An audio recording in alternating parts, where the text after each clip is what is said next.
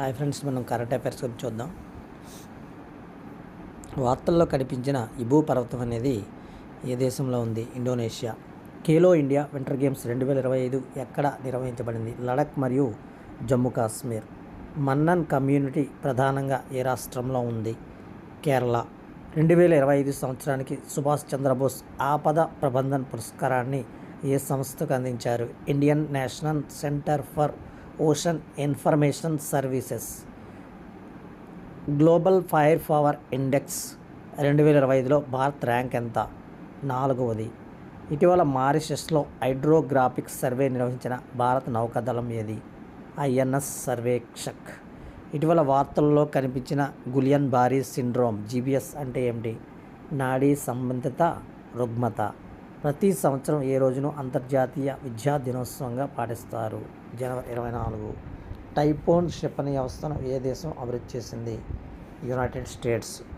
వార్తల్లో కనిపించే విక్టోరియా సరస్సు ఏ దేశాలకు సరిహద్దుగా ఉంది? కెన్యా, ఉగాండా మరియు టాంజానియా. కెన్యా, ఉగాండా మరియు టాంజానియాలకి విక్టోరియా సరస్సు అనేది సరిహద్దుగా ఉంది. ఏ రాష్ట్ర ప్రభుత్వము సమ్మన్ సంజీవని యాప్ను ప్రారంభించింది? హర్యానా రాష్ట్రము సమ్మన్ సంజీవని యాప్ను ప్రారంభించింది.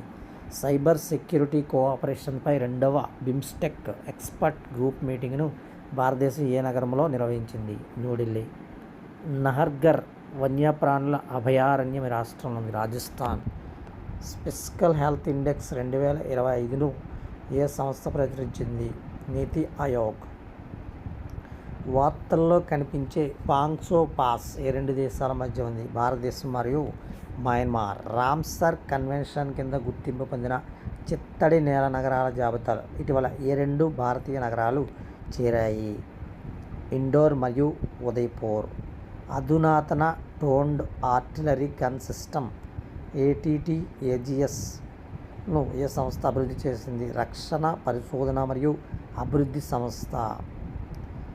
కప్పతగుడ్డ కొండల వద్ద ఇటీవల కనిపించిన వైట్ నేప్డ్ టైట్ పక్షి ఏ దేశానికి చెందింది? భారతదేశం.